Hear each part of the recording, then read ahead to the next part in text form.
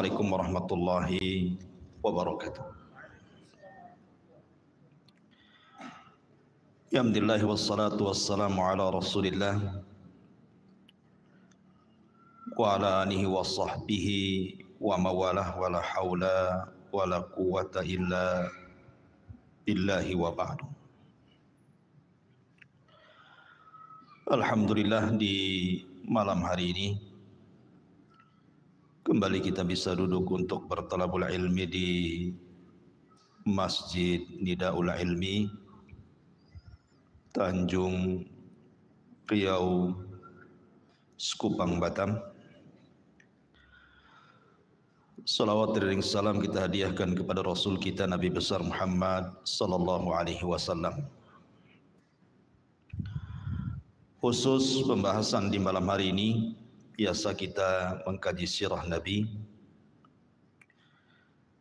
Maka malam ini kita akan mencoba mengkaji sirah tentang Asy-Syaikh Muhammad ibnu Abdul Wahhab rahimahullahu ta'ala.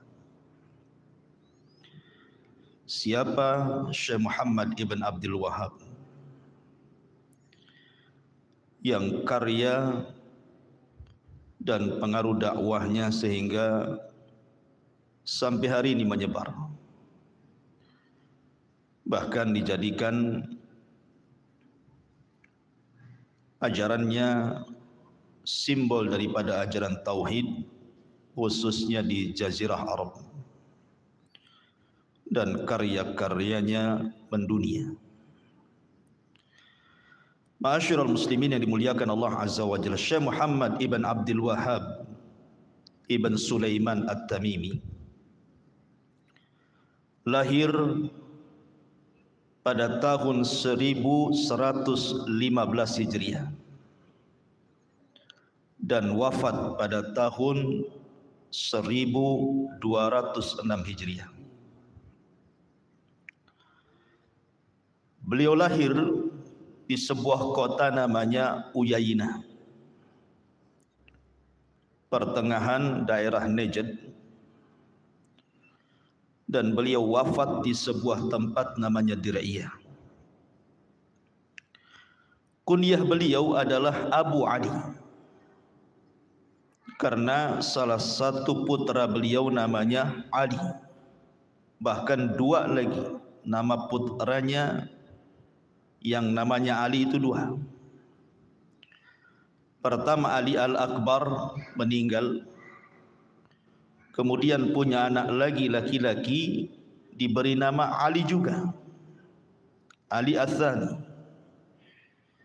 Kemudian di sana ada putra beliau juga diberi nama Hasan, Husain, Abdullah, Ibrahim, dan Abdul Aziz. Dari nama-nama putra beliau saja, Syekh Muhammad ibn Abdul Wahhab rahimahullahu ta'ala menunjukkan bahwa beliau pecinta Ahlul Bait. Karena ada sebagian yang menuduh bahwa Syekh Muhammad bin Abdul Wahhab adalah seorang Nasibi. Nasibi adalah nisbat kepada kelompok yang membenci keluarga Nabi, atau disebut dengan Khawarij. Maka tentu tuduhan itu tidak benar. Kalau memang Syekh Muhammad bin Abdul Wahhab itu membenci Ahlul Bait, kenapa nama anak-anaknya ada namanya Hasan, ada namanya Husain, bahkan dua putranya dua-duanya diberi nama Ali? Ini menunjukkan apa? Kecintaan beliau kepada Ahlul Bait. Karena kalau membenci tidak mungkin memberi nama anak-anaknya keluarga Ali radhiyallahu anhu. Ma'asyiral muslimin yang dimuliakan Allah Subhanahu wa taala. Adapun istri beliau punya keluarga namanya Al-Jauharah bintu Abdullah ibn Muammar. Dan madhab secara fikih beliau adalah Hambali, bahkan fanatik kepada madhab Hambali, tidak keluar dari madhab Hambali. Ma'asyiral muslimin yang dimuliakan Allah Azza wa Jalla, Syekh Muhammad bin Abdul Wahhab ini bukan orang biasa. Karena dia hidup di kalangan ulama. Bapaknya ulama, paman-pamannya ulama, kakeknya pun ulama. Artinya bahwa Syekh Muhammad bin Abdul Wahhab ini hidup di lingkungan para ulama. Adapun ayahnya, ayah Syekh Muhammad bin Abdul Wahhab rahimahullahu taala, beliau adalah seorang faqih, khususnya dalam bidang fikih. Jadi ayahnya itu seorang aliman faqihan. Dia seorang alim dan ahli fikih, dan sangat menguasai madhab al-Imam Ahmad ibn Hanbal rahimahullahu ta'ala. Dari sini pula Syekh Muhammad bin Abdul Wahhab belajar langsung kepada ayahnya madhab Hambali. Dan ayahnya itu, ayah Syekh Muhammad ibn Abdul Wahhab, beliau adalah salah satu daripada qudat. Qudat itu artinya seorang hakim di zamannya yang sangat ma'ruf, sering berpindah-pindah. Terkadang beliau menjadi qadhi di Uyainah, tempat tinggalnya sendiri. Terkadang menjadi qadhi di Huraimilah, yang kelak nanti kisahnya Syekh Muhammad bin Abdul Wahhab awal pertama kali dakwah itu di sebuah tempat namanya Huraimilah namanya. Adapun kakeknya Sulaiman ibn Ali adalah ulama yang sangat masyhur di zamannya. Siapa yang tidak kenal Sulaiman ibn Ali, ulama hebat di zamannya, itu kakek daripada Syekh Muhammad ibn Abdul Wahhab, ulama kondang di Jazirah Arab. Begitu juga pamannya Syekh Ibrahim ibn Sulaiman, termasuk min masyahiril ulama, ulama yang sangat masyhur juga. Jadi bapaknya seorang faqih Hambali, kakeknya seorang yang masyhur dari ulama di zamannya, paman-pamannya juga salah satunya Syekh Ibrahim ibn Sulaiman, termasuk min masyahiril ulama, ulama yang paling masyhur di zaman itu. Dari sini kita tahu bahwa Syekh Muhammad bin Abdul Wahhab terlahir dari keluarga ulama. Ma'asyiral muslimin yang dimuliakan Allah Subhanahu wa taala, Syekh Muhammad bin Abdul Wahhab rahimahullahu taala sejak kecil sudah hafal Quran. Ada yang mengatakan bahwa di usia 10 tahun Syekh Muhammad bin Abdul Wahhab itu sudah hafal Quran dan mutqin. Kalau di zaman sekarang usia 10 tahun hafal Quran kan aneh gitu ya. Baru ada saudara kita, adik kita Musa saja sudah menggegarkan dunia para penghafal Quran. Jadi Syekh Muhammad bin Abdul Wahhab itu hafal Quran di tangan ayahnya. Siapa ayahnya? Abdul Wahhab ibn Sulaiman ibn Ali, ayahnya Syekh Muhammad bin Abdul Wahhab. Dan ayahnya sendiri merasa heran, kenapa punya anak itu cerdas sekali. Ayahnya itu heran sekali kepada putranya ini, Muhammad ibn Abdul Wahhab ini cerdas sekali. Selain cepat menghafal Al-Quran, juga suka membaca kutu buku bahasa kitanya, dan mudah meresap ilmu yang diajarkannya. Begitulah apabila Allah Subhanahu wa taala menghendaki seseorang itu di atas kebaikan, Allah cerdaskan orang itu. Man yuridillahu khairan yufaqihu fiddin. Syekh Muhammad bin Abdul Wahhab rahimahullahu taala, selain daripada berguru kepada orang-orang terdekatnya dalam keluarganya, baik ayahnya ataupun paman-pamannya, dan sudah banyak menguasai tentang ilmu Al-Quran dan juga fikih serta hadis, maka mulailah kemudian Syekh Muhammad bin Abdul Wahhab ingin menambah pengetahuannya. Kebiasaan para ulama itu ada namanya rihlah li talabil ilmi, safar ke sana kemari untuk belajar. Maka yang pertama kali safar adalah dia safar ke Mekah untuk haji. Kemudian belajar kepada para ulama Mekah di zamannya. Kemudian beliau safar lagi ke Madinah, dan beliau juga kemudian belajar kepada para ulama di kota Madinah.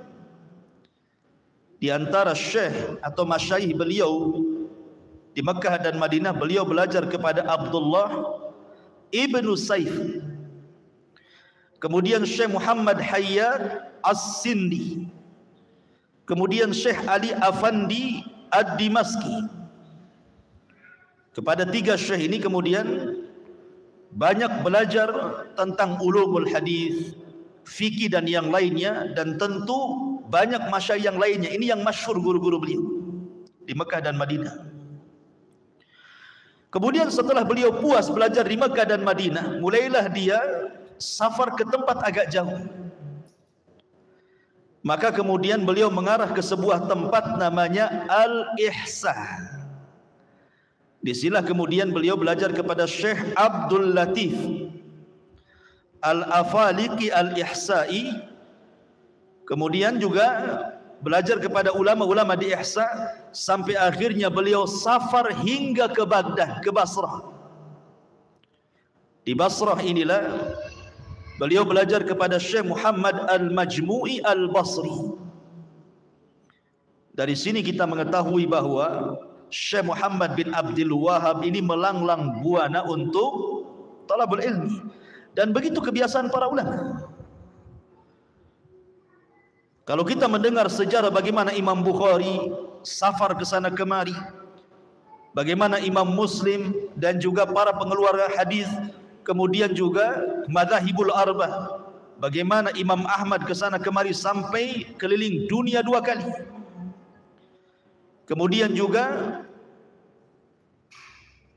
Imam Syafi'i rahimahullah ta'ala, yang tidak keluar itu cuman Imam Malik. Memang Imam Malik tidak keluar dari Madinah, karena di zaman itu Madinah pusat ilmu masalahnya. Jadi Imam Malik tidak pernah belajar di luar dari Madinah, dia di Madinah saja.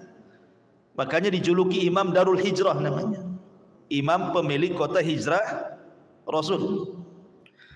Tapi hampir mayoritas para ulama salaf, kalau kita membaca biografi mereka, maka di antara salah satu kebiasaan para ulama ketika menuntut ilmu itu adalah mengadakan rihlah.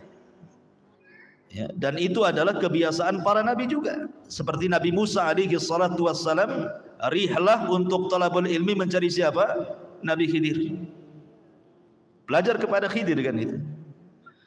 Kemudian para sahabat sepeninggal Nabi SAW seperti Jabir bin Abdullah radhiyallahu an, hanya gara-gara satu buah hadis yang ia dengar dari seseorang, tapi seseorang ini tidak mendengar langsung dari Nabi, tapi mendengar dari Abdullah ibn Unais yang ada di Syam. Abdullah ibn Unais inilah yang langsung mendengar dari Nabi. Dia ingin mendapatkan sanad ulu, sanad yang lebih dekat dengan Nabi. Berangkat Jabir bin Abdullah dari Madinah ke Syam, bayangkan, hanya untuk bertanya soal hadis.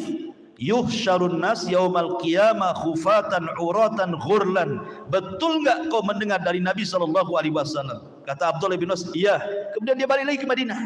Hanya itu saja, ngabisin duit saja kan. Tetapi apalah arti duit dibandingkan sebuah hadis Nabi? Begitulah himmah talabul ilminya para ulama salaf. Ma'asyiral muslimin yang dimuliakan Allah Subhanahu wa taala.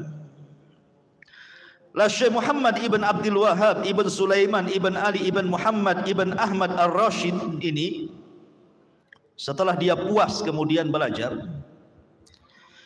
maka Syekh Muhammad bin Abdul Wahhab kemudian mulai melakukan dakwah.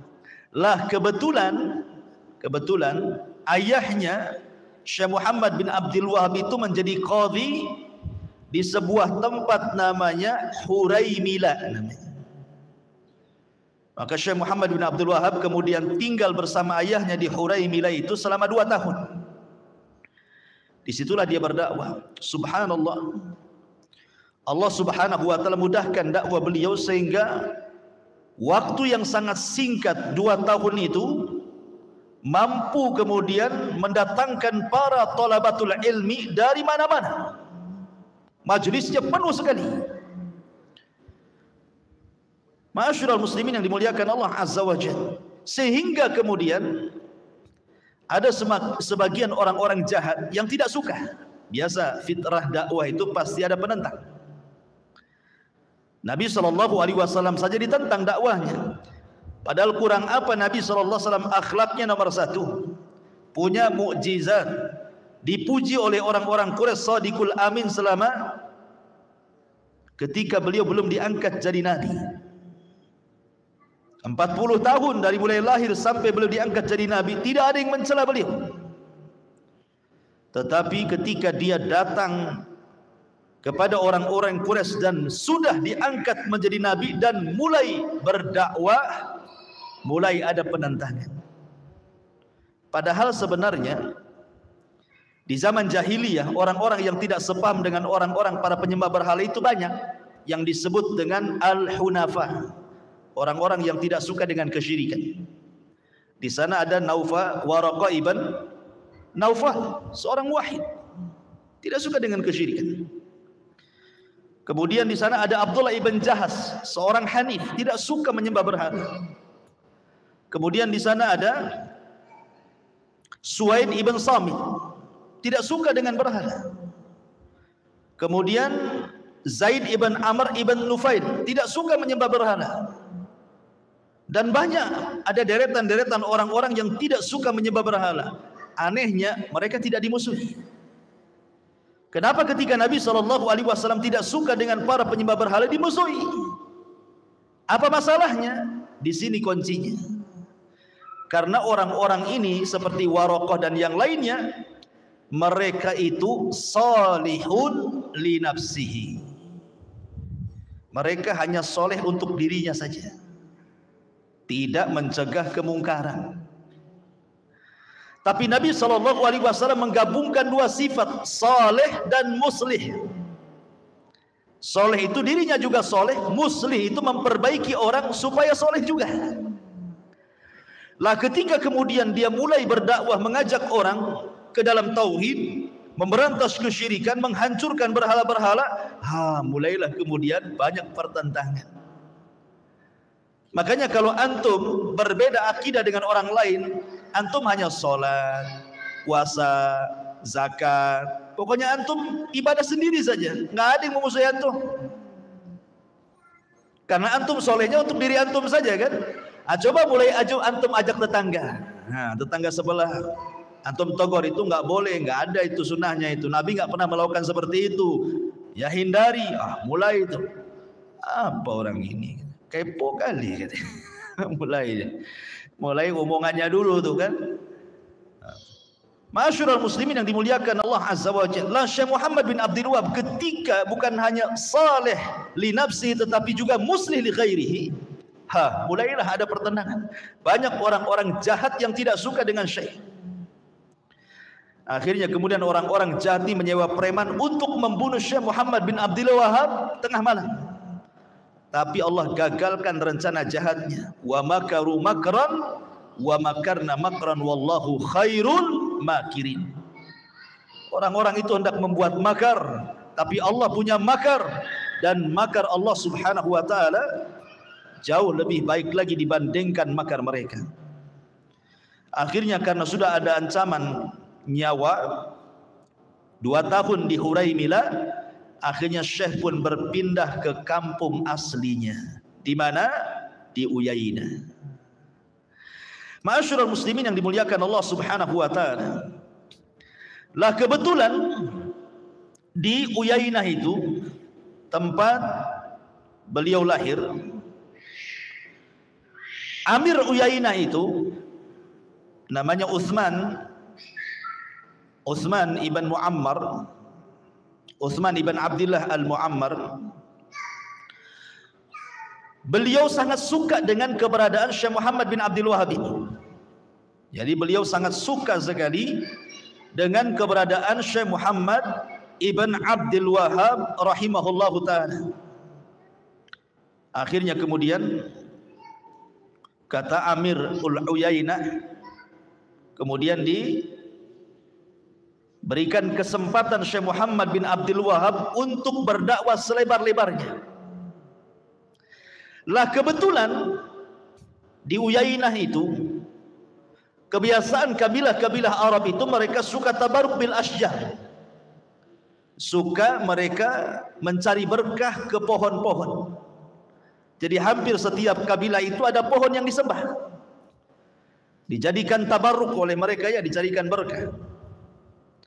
Akhirnya kemudian berkat dakwah Syekh Muhammad bin Abdul Wahab di Uyainah, maka pohon-pohon yang disembah oleh orang-orang Uyainah itu mulai ditebangi satu persatu. Jadi pohon-pohon yang dijadikan tabarruk, yang orang berdoa di situ, nazar di situ, menyembelih di situ, dan begitu seterusnya, mulai dikikis sedikit demi sedikit, sehingga kemudian banyak pohon-pohon yang didewakan mulai hilang dan musnah berkat dakwah Syekh Muhammad bin Abdul Wahab itu. Kemudian juga di Uyainah itu ada kuburan seorang sahabat Nabi SAW yang meninggal di Yamamah saat penyerbuan Musailamah Al-Kadzab, namanya Zaid ibn Khattab. Ada kuburan seorang sahabat yang meninggal di Yamamah saat perang melawan Musailamah Al-Kadzab, namanya Zaid ibn Khattab. Itu diagungkan kuburan itu. Jadi banyak kemudian orang-orang Uyainah itu datang ke kuburan tersebut meminta-minta. Minta jodoh ke situ, minta rizki ke situ, usahanya kemudian gulung tikar, minta di situ biar tikarnya kembali dibentang. Pokoknya apapun minta ke kuburan, selain kepada pohon juga minta ke kuburan tuh. Maka Syekh Muhammad bin Abdul Wahab ketika itu meminta kepada Amir Uyainah ini,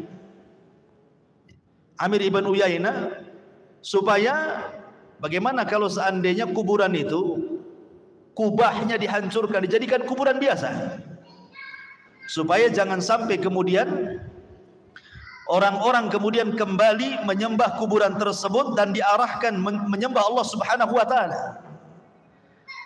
Maka pada awalnya, ma'asyiral muslimin yang dimuliakan Allah Azza wa Jal, ini pemimpin Uyainah ini agak mikir, karena bagaimanapun akan terjadi penentangan nih. Tetapi kemudian dikuatkan oleh Syekh Muhammad bin Abdul Wahab. Akhirnya kemudian Amir Uyainah mau membantu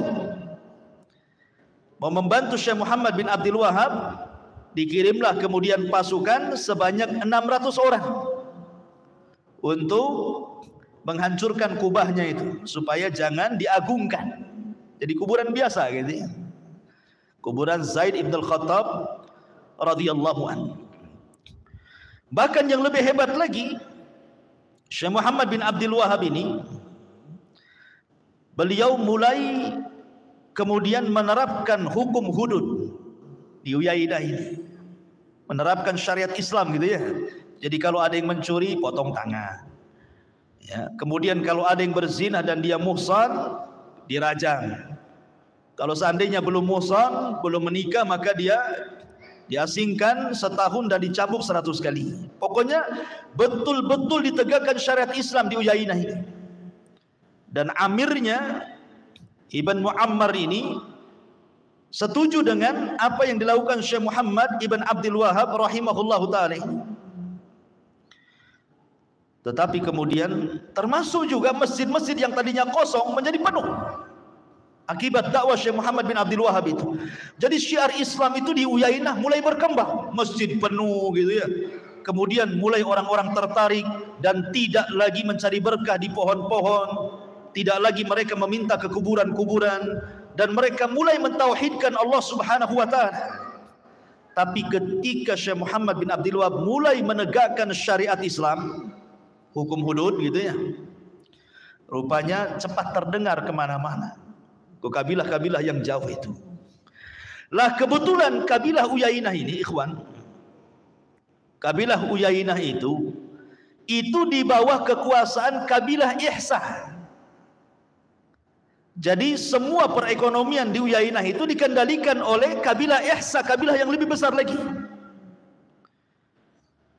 Lah sementara kemudian amirnya Ihsa ini tidak suka tidak suka ada seorang mutawwi gitu ya. Kok berani kemudian mengobok-obok Uyainah dengan mengajarkan ajaran baru kata dia gitu ya, sampai kemudian mengadakan hukum hudud. Jadi ada kekhawatiran. Akhirnya kemudian Amir Ihsa ini mulai menyurati Ibn Muammar. Amirnya siapa? Amirnya Uyainah. Ma'asyiral muslimin yang dimuliakan Allah Subhanahu wa taala, masalahnya isi surat itu mengerikan.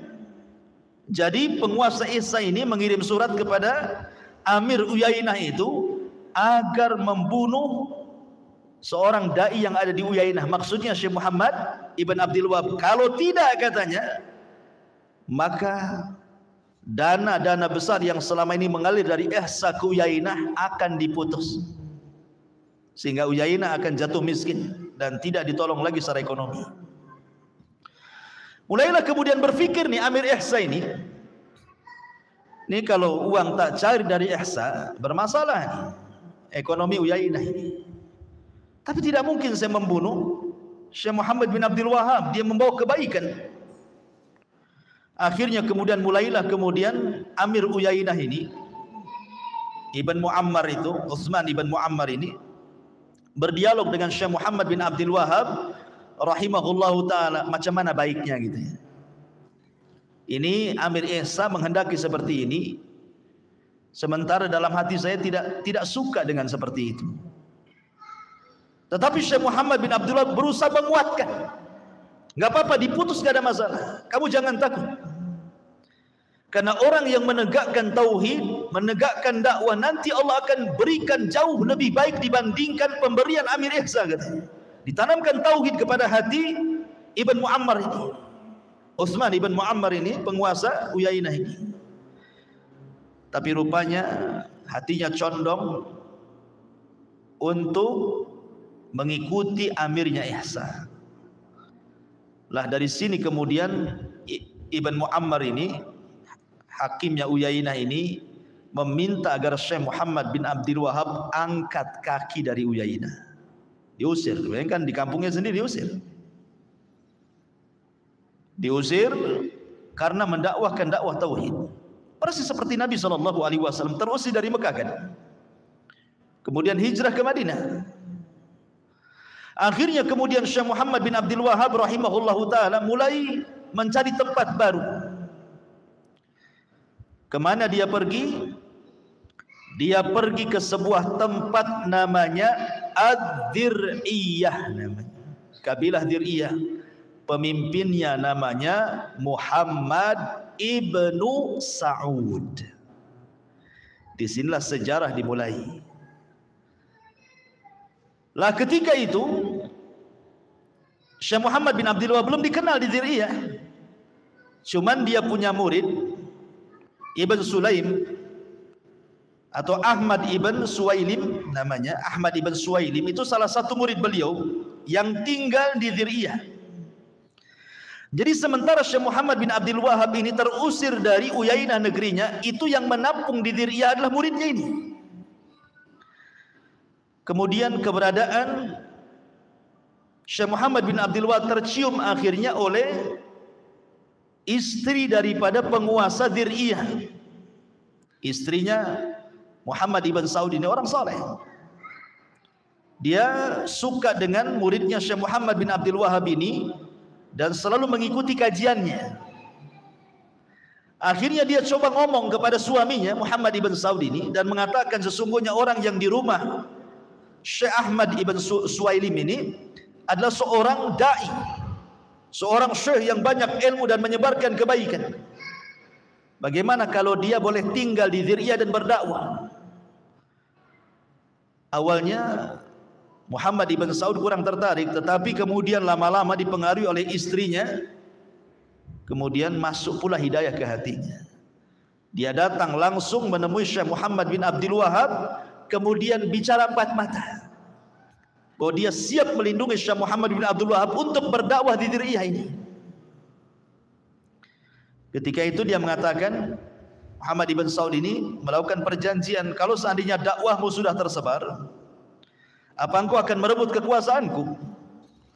Kata Syekh Muhammad bin Abdul Wahab, aku nggak ada urusan dengan kekuasaan. Aku ingin berdakwah di sini. Kekuasaan milikmu. Aku hanya berdakwah, mengajak manusia ke dalam tauhid saja. Itu saja. Di sini terjadi kesepakatan.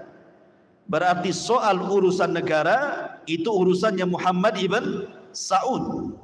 Tapi soal urusan agama berarti urusannya Syekh Muhammad ibn Abdul Wahab. Dan kesepakatan itu masih berlaku sampai hari ini. Lihat kerajaan Saudi. Yang jadi raja siapa? Keluarga Muhammad bin Saud semuanya. Dari anak, cucu, cicitnya sampai sekarang. Dan siapa yang kemudian memegang lajnah daimah, yang mengeluarkan riset fatwa gitu ya, dari kerajaan Saudi Arabia, dari keluarga siapa?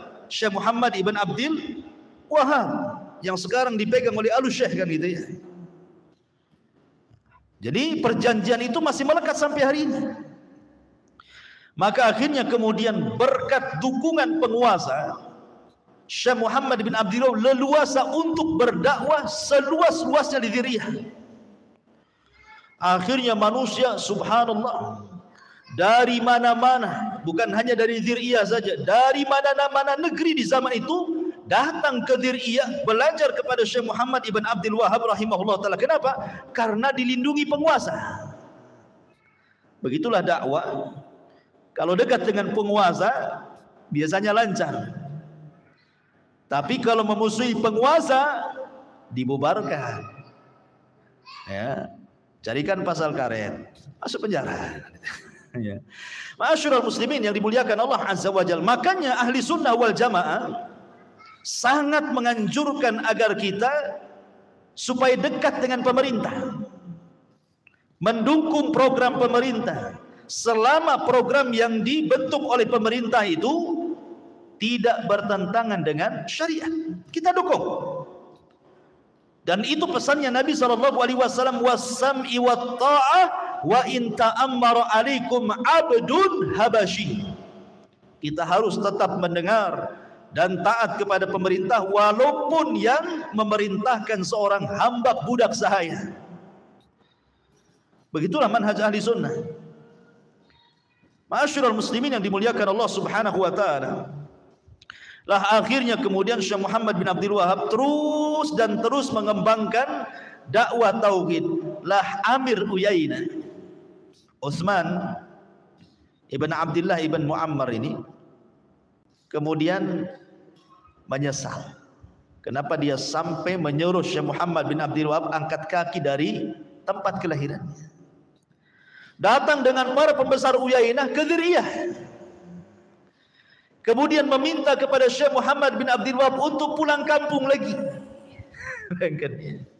Jadi membujuk, sudahlah maafkan saya, dulu saya salah ngusir kamu karena gara-gara pengaruh Amir Ihsa gitu. Sekarang kami siap untuk mendukungmu walaupun tidak dibantu oleh Ihsa, tapi syaratnya pulanglah kau ke Uyainah. Minta Amir Uyainah itu supaya Syekh Muhammad bin Abdul Wahab balik lagi ke kampung, berdakwah lagi di kampung. Tapi Muhammad ibn Saud tidak mau menerimanya. Nggak boleh. Dia nggak boleh keluar dari Diriyah. Nggak boleh keluar dari Diriyah. Aku yang melindungi dia. Akhirnya Amir Uyainah pun kemudian pulang dengan penuh penyesalan. Kenapa dulu dia mengusir Syekh Muhammad bin Abdul Wahab? Karena pengaruhnya dahsyat itu. Ya. Pengaruh Syekh Muhammad bin Abdul Wahab itu dahsyat sekali dalam mengembangkan tauhid di Jazirah Arab itu. Dalam waktu sesingkat-singkatnya menyebar di mana-mana oleh murid-muridnya itu. Sehingga dari mana-mana kabilah, dari mana-mana negeri datang dan mereka pun menyebarkan dakwah tauhid yang diajarkan Syekh Muhammad bin Abdul Wahab. Makanya sebagian para ulama mengatakan bahwa Syekh Muhammad bin Abdul Wahab itu adalah seorang al-mujaddid, pembaharu umat ini. Makanya kalau antum membaca kitab beliau namanya Kitabut Tauhid, Kitab At-Tauhid, salah satu karya beliau. Kitab Tauhid ini ikhwan, itu satu-satunya kitab yang dikarang oleh Syekh Muhammad bin Abdul Wahab, yang belum pernah ada ulama mendahului beliau dari cara mengarang kitabnya. Tidak ada kitab khusus yang membahas tentang penyimpangan dalam bab tauhid uluhiyah yang sangat ringkas tapi komplit dan jelas kecuali Syekh Muhammad bin Abdul Wahab.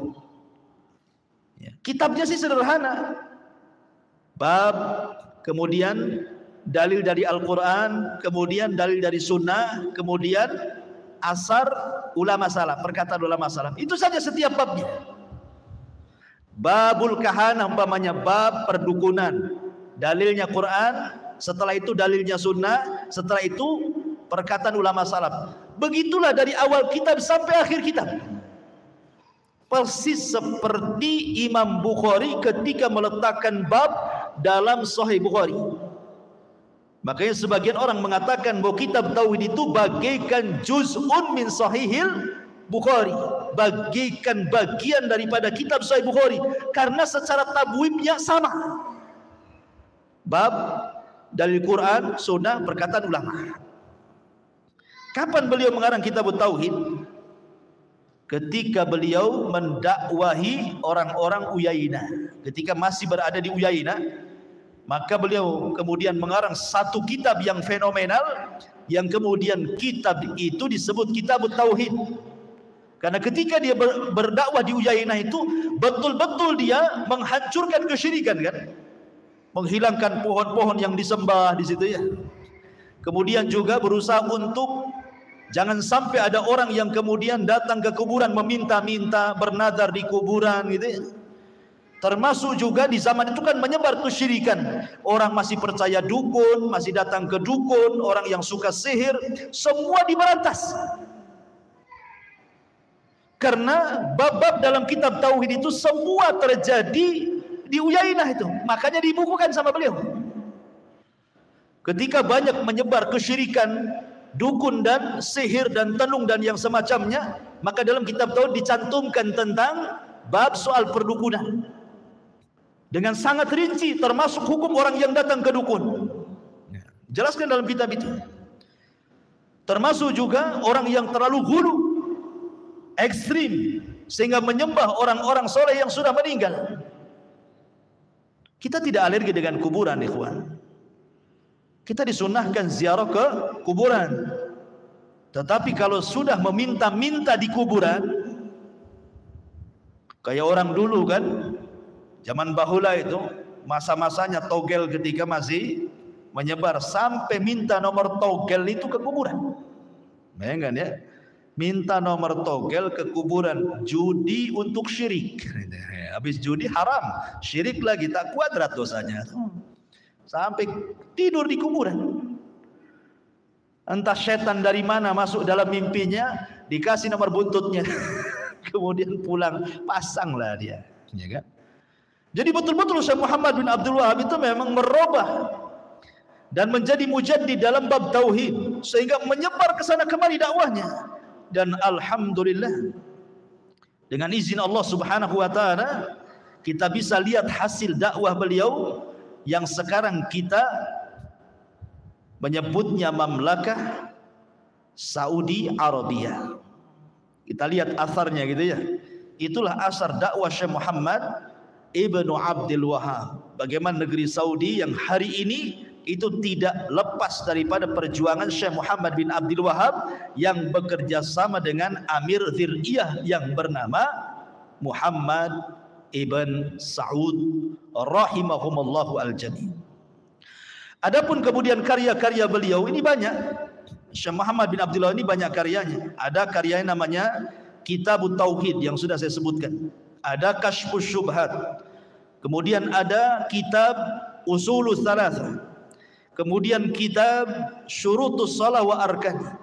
Kemudian kitab Qawaidul Arba, kemudian kitab Usulul Iman, kemudian kitab Fadlul Islam, kemudian kitab Al-Kabair, kemudian kitab termasuk dalam sirah.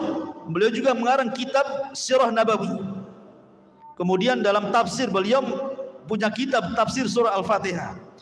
Kemudian Masailul Jahiliyah.